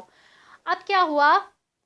آیت 96 ہے، اس میں کیا کہا گیا ہے، لاؤ میرے پاس تختے لوہے کے، یہاں تک کہ جب اس نے برابر کر دیا دونوں اونچائیوں کے درمیان کی جگہ کو تو اس نے کہا کہ اب آگ دہکاؤ، یہاں تک کہ جب بنا دیا اس نے اس کو آگ کی مانند تو اس نے کہا لاؤ میرے پاس میں ڈال دوں اس پر پگھلا ہوا تانبا۔ اب یہاں پہ دیکھیں کہ کس طرح سے اس دیوار کو بنایا گیا، کہ پہلے جو تھا وہ دونوں پہاڑوں کے درمیان جو رستہ تھا، ٹھیک ہے، اس کو بند کرنے کے لیے لوہے کے بڑے بڑے جو تھے وہ ایک لوہے کے ساتھ ایک دیوار، مطلب تختوں، لوہے کے بڑے بڑے تختے تھے، ان کے ذریعے سے ایک دیوار کھڑی کی گئی، ٹھیک ہے۔ جب وہ دیوار برابر ہو گئی، کھڑی ہو گئی، تو پھر اس میں کیا ہوا، یہ ذوالقرنین نے کیا حکم دیا کہ اب اس میں آگ جلا دو۔ تو جب اس کے اندر آگ جلائی گئی تو وہ جب یہ جو لوہے کی دیواریں جو تھیں یہ بالکل جب یہ بالکل لال ہو گئیں تو پھر اس نے کیا کیا کہ اس کے اوپر تانبا جو تھا وہ پگھلا ہوا اس کے اوپر ڈال دیا، تو اس طرح سے یہ جو دیوار ہے ایک بہت ہی مضبوط دیوار جو ہے یہ بن گئی۔ اب اس دیوار کو اگر دیکھا جائے تو یہ دیوار جو تھی وہ 50 میل لمبی دیوار تھی، ٹھیک ہے، 29 فیٹ اس کی اونچائی تھی اور 10 فٹ جو تھی یہ چوڑی تھی۔ اور اگر ہم آج کے دور میں دیکھیں تو اگر یہ اس طرح کی اگر کوئی دیوار، تو یہ جس دور میں بنائی گئی ہے مطلب یہ بالکل ہی ایک، اس کو سمجھیں کہ ایک بہت بڑا کارنامہ، ٹھیک ہے، یہ تھا جو کہ ذوالقرنین نے کیا تھا۔ آیت نمبر 97 ہے، اب نہ تو یہ یعنی کہ یہ یاجوج اور ماجوج اس کے اوپر چڑھ سکیں گے اور نہ ہی وہ اس میں نقب لگا سکیں گے، یعنی کہ یہ جو دیوار ذوالقرنین نے بنائی، انہوں نے کیا کہا کہ اب یہ جو دیوار ہے اس کے اوپر وہ نہیں چڑھ سکیں گے، ٹھیک ہے، اور نہ ہی وہ اس کو توڑ سکیں گے۔ لیکن اسی کے ساتھ اگلی آیت میں انہوں نے کیا کہا کہ اس نے کہا کہ یہ رحمت ہے میرے رب کی، اور جب آ جائے گا وعدہ میرے رب کا تو وہ کر دے گا اس کو ریزہ ریزہ، یعنی کہ یہ جو کچھ بھی کام کیا ہے، یہ جو دیوار بنائی ہے، اس میں یہ جو کریڈٹ ہے وہ ذوالقرنین نے اپنے سر نہیں لیا، ٹھیک ہے، اس نے کیا کہا کہ یہ میرے رب کی رحمت ہے، اور اسی کے ساتھ اس نے کیا کہا کہ مطلب اس نے یہ تو کہا نا کہ آیت میں ہمیں یہ ملتا ہے کہ اب اس کے اوپر وہ نہیں چڑھ سکیں گے، لیکن اسی کے جواب میں کیا کہا کہ جب میرے رب کا حکم آ جائے گا تو وہ لوگ اس کو ریزہ ریزہ کر دیں گے، یعنی جس طرح سے حدیث میں ہم نے دیکھا نا کہ قرب قیامت میں جب اللہ تعالیٰ کا حکم ہوگا تو وہ لوگ ان کا ظہور ہونا ہوگا، تو اس دن جو ہے وہ اس دیوار کو توڑ دیں گے، اس کو ریزہ ریزہ کر دیں گے۔ اور پھر اسی کے بعد جو ہے وہ اللہ تعالیٰ کی طرف سے ہمیں کیا ملتا ہے، ایک نظر آ رہا ہے ایک آیت 99 میں کہ اور ہم چھوڑ دیں گے ان کو اس دن وہ ایک دوسرے میں گتھم گتھا ہو جائیں گے۔ تو یہاں پہ ہم دیکھتے ہیں کہ یہ قیامت سے پہلے والے جو جنگی واقعات ہیں یہ ان کی طرف اشارہ ہو رہا ہے کہ یہ جو یاجوج اور ماجوج ہیں جب ان کا ظہور ہوگا تو جیسے ہی یہ جب اپنی اس دیوار سے باہر نکل آئیں گے تو یہ جس طرح سے مطلب ایک دوسرے کو اوپر چڑھتے دوڑتے بھاگتے، جس طرح سے ہوتا ہے نا، وہ ایک بھوکے شیر کو اگر بکریوں کے ریوڑ میں اگر چھوڑ دیا جائے تو آپ امیجن کر سکتے ہیں کہ وہ کس طرح سے جو ہے وہ لپکتا ہے ہر چیز کی طرف، تو سیم ان کا بھی وہی معاملہ ہوگا کہ یہ لوگ इस तरह ज़ाहिर है इतना अरसा हो गया कि ये लूट मार और ये सारा कुछ नहीं हुआ, तो ये जिस वक्त इस अपनी इस दीवार को तोड़ लेंगे तो ये इस तरह भूखे शेरों की तरह जो है ये आबादियों की तरफ जाएंगे। इवन इनके रास्ते में अगर दरिया आएंगे, समंदर आएंगे, तो ये उनको भी पी जाएंगे। ठीक है, हदीस के अगर आप जो आपके साथ शेयर की गई है उसमें आप देखें तो इसमें है कि मतलब इनका एक गिरोह जो है वो एक दरिया के पास से गुजरेगा तो वो सारा पानी पी लेगा, और जब दूसरा पीछे से गिरोह गुजरेगा तो वो ताज्जुब से कहेंगे कि क्या यहाँ पे कोई दरिया था। तो मतलब वो इतनी उनकी भूख का ये आलम है कि वो जो भी चीज़ उनके रास्ते में आएगी, वो चाहे इंसान है, वो चाहे कोई जानवर हैं, या चाहे वो कोई फसल है, कुछ भी जो भी उनके रास्ते में आएगा वो उसको बिल्कुल तबाह बर्बाद करके रख देंगे। ठीक है, अब यहाँ पे हम ये देखते हैं कि बहुत सारे जो मुफस्सिरीन हैं उन्होंने ये जो जिस तरह से शुरू में मैंने बताया कि ये जो चीन का जो इलाका है, जो हज़रत ये जो याफिस थे उनकी जो कौम थी वो उन साइडों पे जो थी वो वहाँ पे गई थी। तो ये जो आज के अगर हम देखें तो बहुत सारे मुफस्सिरीन हैं वो ये जो चीन वाले जो लोग हैं, जो चीनी कौम है, उनको जो है ये कहते हैं कि ये लोग याजूज माजूज हैं। ठीक है, लेकिन इस बात पे हम इक्तफा नहीं कर सकते क्योंकि हम ये जानते हैं, क्योंकि याजूज माजूज तो कैद है ना अभी, और चीनी जो लोग हैं ये कैद नहीं है। ठीक है, ये ठीक है कि वो सांप बिच्छू हर चीज़ खा लेते हैं। इवन अभी कुछ अर्सा पहले ये भी खबर आई थी कि वहाँ पे इंसानी गोश्त भी जो है वो भी फ़रोख्त किया जाता है। तो ये बात जो है वो हम उसको नहीं रिलेट कर सकते कि यही जो चीनी लोग हैं यही याजूज माजूज होंगे। वल्लाहु आलम, ये सिर्फ अल्लाह ताला ही बेहतर जानते हैं।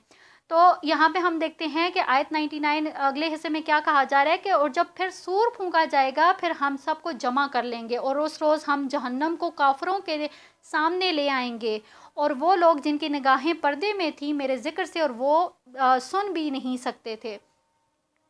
यहाँ पे देखें तो यहाँ पे रुकू का एंड हो रहा है। ठीक है, और उसका एंड किस बात पे हो रहा है कि जब सूर फूंका जाएगा और अल्लाह ताला जो है वो हर एक को जमा करके अपने पास ले आएगा, और सबसे पहले क्या है, जहन्नम को जो है वो काफरों के सामने किया जाएगा, और फिर उनको ये कहा जाएगा कि ये है वो जहन्नम जिसका तुम इनकार करते होते थे। ठीक है, तो इसी रुकू के आखिरी आयत में अल्लाह ताला ने क्या कहा कि वो लोग भी कि जिनकी निगाहों पे पर्दे थे। ठीक है, तो हमने ये बहुत अच्छे से ये बात पढ़ी है कि जो लोग आंखें होते हुए भी अंधे हों, जो कान होते हुए भी किसी हक बात को समझ ना सकें, दिल होते हुए भी वो किसी हक बात को महसूस ना कर सकें, तो उन सारे लोगों को जो है वो अल्लाह ताला ने यहाँ पे क्या कहा है कि वो उन सब लोगों को जमा कर लेगा। ठीक है, और जिन लोगों की प्रायोरिटीज़ जो होती हैं वो सिर्फ दुनिया ही होती हैं। ठीक है, वो सिर्फ और सिर्फ दुनिया के असबाब जो हैं वो उन्हीं के लिए तगोदो करते हैं, उन्हीं के लिए मेहनत करते हैं, उन्हीं के बारे में सोचते हैं। तो ऐसे लोगों के बारे में यहाँ पे अल्लाह ताला ने इस रुकू के आखिर में एक वहीद सुनाई है। हमारा अगला जो रुकू है आयत नंबर 102 से 110 हमारा ये लास्ट रुकू है, और अगर देखा जाए तो बहुत इम्पॉर्टेंट रुकू है, और फ़जीलत के एतबार से देखा जाए तो उसमें भी हमने देखा था कि जैसे जो इस सूरा का जो पहली 10 आयात हैं और आखिरी 10 आयात, मतलब ये फ़जीलत के एतबार से बहुत हैं, और ये जो दजालियत वाला एक जो सारा है ना चीज़, तो उसमें भी ये जो फितना है ना उससे भी जो है वो एक इंसान की जो है वो उससे बचने के लिए भी जो है इसको पढ़ा जा सकता है। ठीक है, तो यहाँ पे हम जो हैं वो इसका जो आखिरी रुकू है इसकी तरफ जाते हैं। आयत नंबर 102 क्या कहा जा रहा है इसमें कि क्या काफिरों ने ये समझ रखा है कि वो मेरे ही बंदों को मेरे मुकाबले में अपने हमायती बना लेंगे। यकीनन हमने तैयार कर रखा है जहन्नम को ऐसे काफिरों की मेहमानी के लिए। अब यहाँ पे देखें कितने कोई मतलब सख्त अल्फाज हैं कि जिस तरह से हम ये देखते हैं कि यहूद का जो अकीदा था, इसी तरह से नसारा का जो अकीदा था, सेम आज जो उम्मत मुस्लिमा का जो अकीदा है, ठीक है, कि अल्लाह ताला के साथ शरीक बनाए हुए हैं। तो यहाँ पे अल्लाह ताला बड़े तंज़िया अंदाज में ये कह रहे हैं कि क्या मेरे मुकाबले में मेरे ही बंदों को जो है वो हमायती बना के लेके आएंगे। ٹھیک ہے، یعنی کہ جیسے حضرت عیسیٰ علیہ السلام کو لے آئیں، حضرت عزیر علیہ السلام کو لے آئیں، ٹھیک ہے، سیم حضرت محمد صلی اللہ علیہ وسلم کو لے کے آ جائیں امت محمدی کے لوگ کہ بھائی یہ ہماری شفاعت کریں گے. تو یہاں بڑا ایک مطلب سخت قسم کے جو ہے وہ ہمیں الفاظ اللہ تعالیٰ کی طرف سے نظر آ رہے ہیں. اور پھر اللہ تعالیٰ نے کیا کہا کہ ہم نے ایسے کافروں کے لیے جہنم تیار کر رکھی ہے، یعنی کہ ان کی مہمان نوازی جو ہوگی وہ کس طرح سے ہوگی؟ جہنم سے. تو ہم نے بہت ساری، اس سے پہلے الحمدللہ ہمارے 15 پارے کمپلیٹ ہو گئے، تو ہم نے بہت ساری جگہوں پہ یہ پڑھا کہ جہنم میں جو ہے وہ جو جہنمی لوگ ہوں گے ان کی مہمان نوازی کیسے کی جائے گی، ان کو کیا پیش کیا جائے گا، کس طرح سے ان کے ساتھ رویہ کیا جائے گا. تو یہ ساری چیز جو ہے وہ ہم الحمدللہ پڑھ کے آ چکے ہیں. آیت نمبر 103 ہے، آپ کہیے کہ کیا ہم تمہیں بتائیں اپنے اعمال کے اعتبار سے کہ سب سے زیادہ خسارے میں کون ہے؟ یعنی کہ اللہ تعالیٰ کی طرف سے ایک اور کوسچن کہ جو ہے وہ اعمال کا ذکر کیا گیا، ٹھیک ہے، اعمال کے حوالے سے سب سے زیادہ خسارے میں کون ہے، ٹھیک ہے. تو یہاں پہ اگر ہم دیکھیں تو اس سورہ کی جو شروع کی جو آیات تھی وہاں پہ ہم نے دنیا کی حقیقت کے بارے میں پڑھا تھا، ٹھیک ہے، کہ دنیا کو کیا اس کی حیثیت ہے، اس کی زیب و زینت کے بارے میں، ٹھیک ہے. اور پھر اسی کے ساتھ ہم نے یہ بھی پڑھا تھا کہ یہ دنیا انسان کی آزمائش کے لیے بنائی گئی ہے. اس کو جتنا بھی رنگین کیا گیا ہے لیکن یہ ہے آزمائش. تو یہاں پہ بھی ہمیں وہی والا سیم یہاں پہ چیز نظر آ رہی ہے کہ جو بھی جو ہے وہ لوگ اپنی محنت سے، اعمال کا ذکر کیا گیا نا، تو اگر ان کے اعمال، ان کی بھاگ دوڑ جو ہوگی وہ اگر دنیا کے لیے ہوگی تو سمجھ لیں یہ سارا گھاٹے کا سودا ہے، وہ خاسرون، ٹھیک ہے، خسارے والا جو ہے وہ یا اخسرین اعمال کا ورڈ استعمال کیا گیا، تو مینز جن کے اعمال خسارے والے ہیں. تو یہ ہاں وہ لوگ کہ جو کہ دنیا کی زیب و زینت میں کھو جاتے ہیں، جو کہ دنیا کی رنگینیوں میں کھو جاتے ہیں. تو یہاں پہ اللہ تعالیٰ نے کیا کہا کہ ایسے لوگوں کے لیے جو ہے وہ یہ جو جہنم ہے یہ تیار کی گئی ہے. سیم یہاں پہ اگر ہم دیکھیں تو نبی کریم صلی اللہ علیہ وسلم کی طرف سے ہمیں ایک حدیث بھی ملتی ہے جامع ترمذی کی کہ 3517، اس میں کیا کہا گیا کہ رسول اللہ صلی اللہ علیہ وسلم نے فرمایا کہ ہر انسان جب وہ صبح کرتا ہے تو وہ خود کو بیچتا ہے، ٹھیک ہے، اور پھر یا تو پھر وہ اپنے آپ کو بیچنا شروع کرتا ہے، یا تو پھر وہ اپنے آپ کو آزاد کرا لیتا ہے، یا پھر اپنے آپ کو گناہوں سے ہلاک کر دیتا ہے. اب اس بات کا کیا مطلب ہے، مطلب کیا چیز ہے، کیا حکمت ہے اس بات کے پیچھے میں کہ انسان خود کو بیچتا ہے، ٹھیک ہے. تو اس کو ہم بیچنا ان دا سینس کہ جو بھی انسان ہے جب وہ صبح اٹھتا ہے تو وہ اس دنیا کے لیے، مطلب وہ ان سارے اپنے جو اس کے کام ہوتے ہیں وہ ہوتے ہیں. اب وہ یا تو وہ اپنی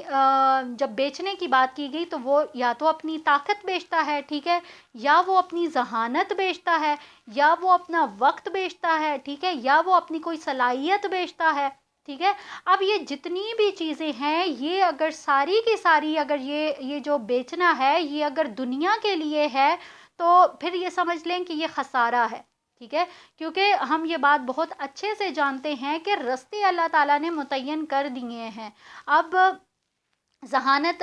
کی جو بات کی گئی تو بہت سارے لوگ ہوتے ہیں کہ جو دنیاوی علوم کو حاصل کرنے کے لیے اپنی ذہانت استعمال کرتے ہیں. وقت کی بات کی گئی تو بہت سارے دنیاوی کاموں میں ہم اپنا وقت لگا لیتے ہیں، ٹھیک ہے. تو اس حدیث کا یہی مقصد ہے کہ انسان جب صبح اٹھتا ہے تو وہ اپنا وقت ہوتا ہے وہ اس کو بیچ دیتا ہے. وہ اگر اس نے اس کو کسی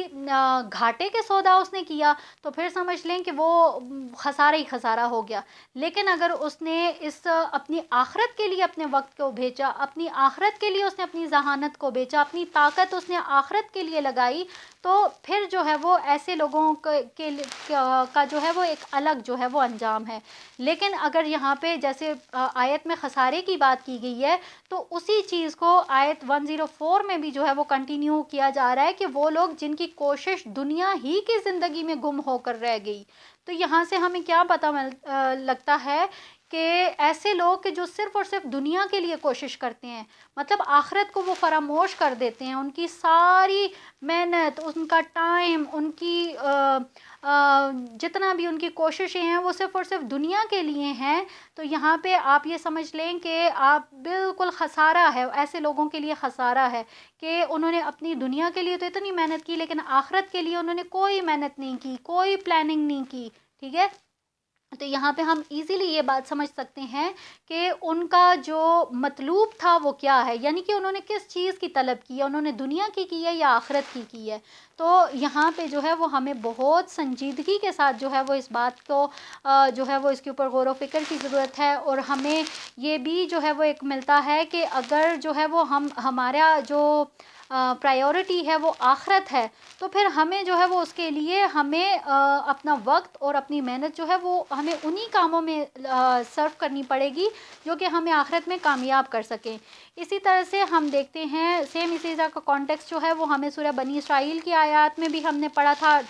18 سے لے کر 20 تک، کہ اس میں کیا کہا گیا کہ جو کوئی طلبگار بنتا ہے دنیا کا تو ہم اس کو دے دیتے ہیں، اور جو کچھ ہم چاہتے ہیں، جس کے لیے چاہتے ہیں، پھر ہم مقرر کر دیتے ہیں اس کے لیے جہنم۔ یعنی کہ جو کوئی بھی جو ہے وہ دنیا کے لیے کرتا ہے تو اللہ تعالیٰ کہتے ہیں کہ دنیا مانگو گے تو دنیا مل جائے گی، ٹھیک ہے، لیکن آخرت میں کیا ہوگا کہ جہنم ہوگی، ملامت ہوگی، وہ انسان دھتکارا ہوا ہوگا، ٹھیک ہے۔ اسی طرح سے دیکھیں کہ اگر کوئی آخرت کا طلبگار ہوگا اور آخرت کے لیے کوشش کرے گا تو پھر وہ جس قدر کوشش کرے گا اس قدر ہی اس کو جو ہے وہ اس کی اس کوشش میں کامیاب کیا جائے گا۔ تو یہاں پہ ہمیں جو ہے وہ ان دونوں آیات سے کیا سبق ملتا ہے کہ اگر دنیا کے لیے کوشش کریں گے تو پھر ہمیں رستہ جو ہے وہ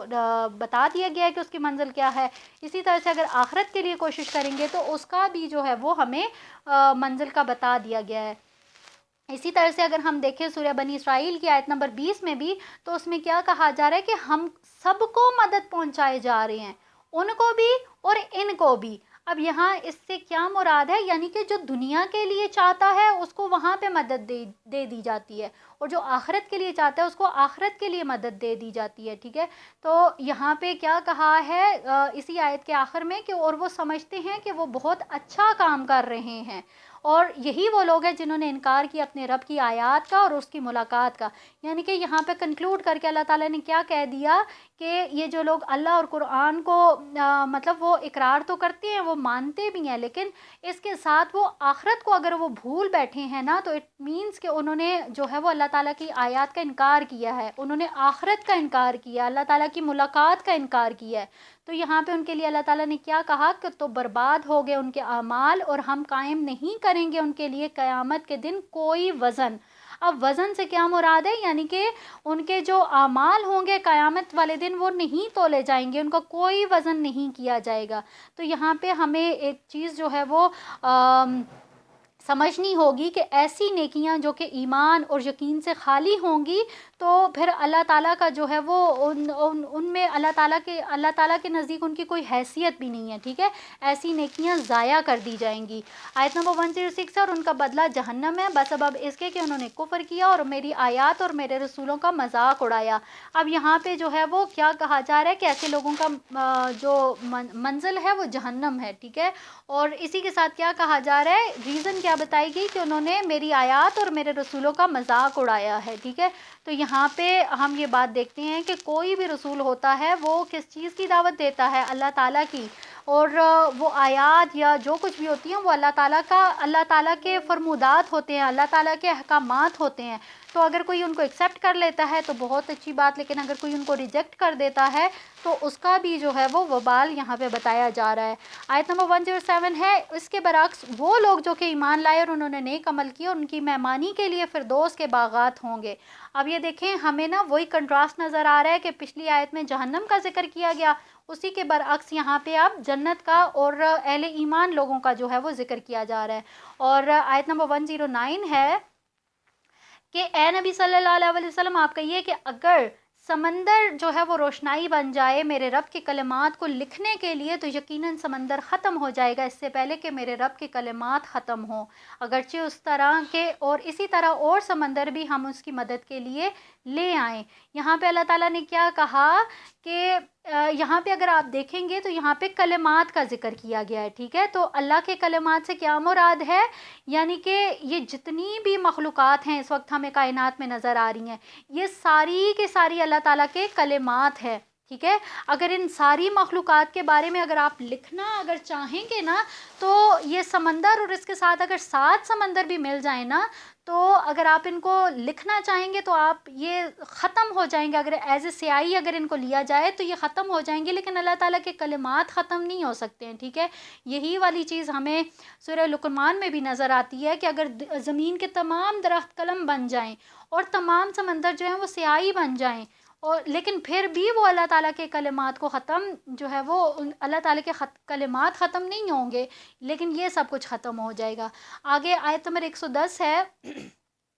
اے نبی صلی اللہ علیہ وسلم آپ کہہ دیجئے میں تو بس تمہاری ہی طرح کا ایک انسان ہوں، مجھ پر وحی کی جاتی ہے، تمہارا معبود بس ایک ہی معبود ہے. بس جو کوئی بھی امید رکھتا ہو اپنے رب سے ملاقات کی تو اسے چاہیے کہ وہ نیک اعمال کرے اور اپنے رب کی عبادت میں کسی کو شریک نہ کرے. یعنی کہ اگر یہاں پہ اگر آپ دیکھیں گے تو اس پوری سورہ کا ایک خلاصہ جو ہے وہ بیان کیا گیا ہے اس ایک آیت میں، اور وہ خلاصہ کیا ہے کہ عقیدہ توحید. ٹھیک ہے. وہ عقیدہ توحید آپ کے عمل میں بھی ہو، وہ آپ کی باتوں میں بھی ہو، آپ کے ہر چیز میں آپ کا عقیدہ توحید جو ہے وہ چھلک رہا ہو. تو اسی کے بارے میں جو ہے وہ یہاں پہ یہ کیا کہا گیا کہ جو کوئی بھی جو ہے وہ اللہ تعالیٰ سے ملاقات کی امید، یعنی کہ جس کا آخرت کے اوپر ایمان ہے نا تو وہ جو ہے وہ کبھی بھی اللہ تعالیٰ کے ساتھ کسی کو بھی شریک نہیں کرے گا. الحمدللہ یہاں پہ ہماری سورہ جو ہے وہ کمپلیٹ ہو گئی، اور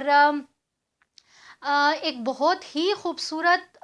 سورہ اور بہت اہم ترین ٹاپکس اس کے اندر ڈسکس کیے گئے، اور الحمدللہ ہم لوگ اس قابل ہو گئے کہ اب سے آنورڈ جب بھی ہم سورہ کہف جس طرح سے فضیلت کے اعتبار سے ہم نے دیکھا کہ ہر جمعے کو جو ہے وہ اس کی تلاوت جو ہے وہ کرنی چاہیے، تو انشاءاللہ تعالیٰ اگلی بار جب ہم اس کی تلاوت کر رہے ہوں گے تو ہمیں بہت اچھے سے ہم اس سب کو سمجھ بھی سکتے ہوں گے کہ یہ جو بات کی جا رہی ہے اس کا بیک گراؤنڈ کیا ہے. تو اللہ پاک ہم نے جو کچھ یہاں پہ پڑھا، جو کچھ ہم نے سنا، جو کچھ بھی ہم نے دیکھا، اللہ تعالیٰ ان ساری جو کچھ ہم نے پڑھا اس کو ہمارے عمل میں لے آئیں، اور جو چیز جو ہے وہ ہمارے لیے ایز اے احکامیہ جو تھی وہ نازل کی گئی اس کو ہم اس کے اوپر عمل بھی کر سکیں. آمین ثم آمین. بارک اللہ لی و لکم فی القرآن الکریم و نفعنی و ایاکم مما فیہ من الآیات و ذکر الحکیم